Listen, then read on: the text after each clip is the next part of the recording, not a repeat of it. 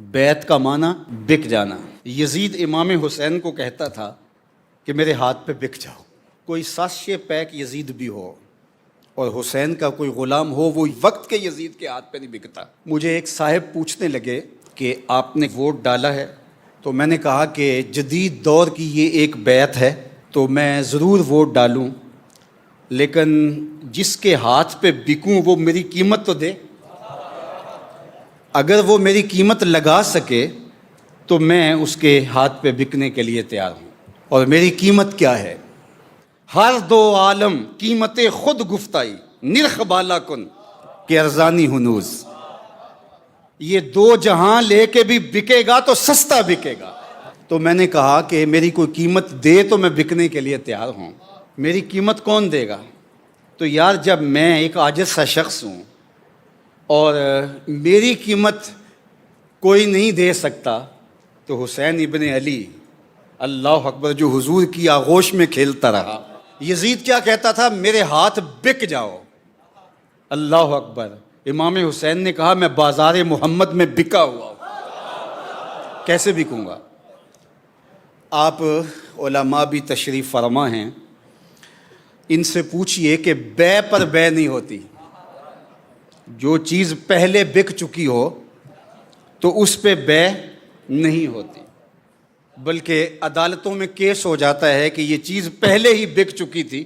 تو حضرت امام حسین رضی اللہ تعالیٰ عنہ نے حضور سے بیعت کی تھی۔ لوگ کہتے ہیں امام حسین کیوں گئے تھے، انہیں مطالبہ مان لینا چاہیے تھا۔ میں کہتا ہوں پاگلو، اسے پوچھو حسین سے بیعت کا مطالبہ کرتا ہے؟ تو ہوتا کون ہے؟ تیری اوقات کیا ہے کہ فاطمہ کے فرزند سے کہتا ہے کہ میرے ہاتھ پہ بکے؟ جنت جن کی ملکیت ہے، جو جنت کا وارث ہے، اس کو کہتا ہے چند ٹگے لے لے اور میرے ہاتھ پہ بک جائے۔ کمال ہے یار۔ مالک جنت، مالک کوثر، مالک کائنات، مالک کونین، ارض و سما کے مالک کو کہتا ہے میرے ہاتھ پہ بک جا۔ کہا پوری کائنات تو ہمارے ہاتھ پہ بکی ہوئی ہے۔ تو یہ بات ذہن میں رکھیے، یزید کا انکار کرتے ہوئے امام حسین رضی اللہ تعالیٰ عنہ نے جو لفظ کہے تھے وہ یہی تھے، مثلی لا یبایع مثلہ۔ میرے جیسا تیرے جیسے کی بیعت نہیں کر سکتا۔ حسین یزید کی بیعت کرے یہ تو بڑی دور کی بات ہے، میرے جیسا بھی، تیرے جیسا کوئی اور بھی ہو، اللہ اکبر، یعنی میرا غلام بھی ہو اور وقت کا کوئی یزید بھی آ جائے تو وہ بھی اس کی بیعت نہیں کرے گا، میں تیری بیعت کروں۔ مثلی لا یبایع مثلہ، میرے جیسا تیرے جیسے کی بیعت کر ہی نہیں سکتا۔ اللہ اکبر۔ تو بیعت بکنے کو کہتے ہیں، اور جو اہل ایمان ہیں وہ بک گئے ہیں۔ کہاں بکے ہیں؟ اللہ نے ان کو خرید لیا ہے اور اس کا بدلہ کیا دیا ہے؟ جنت دی ہے۔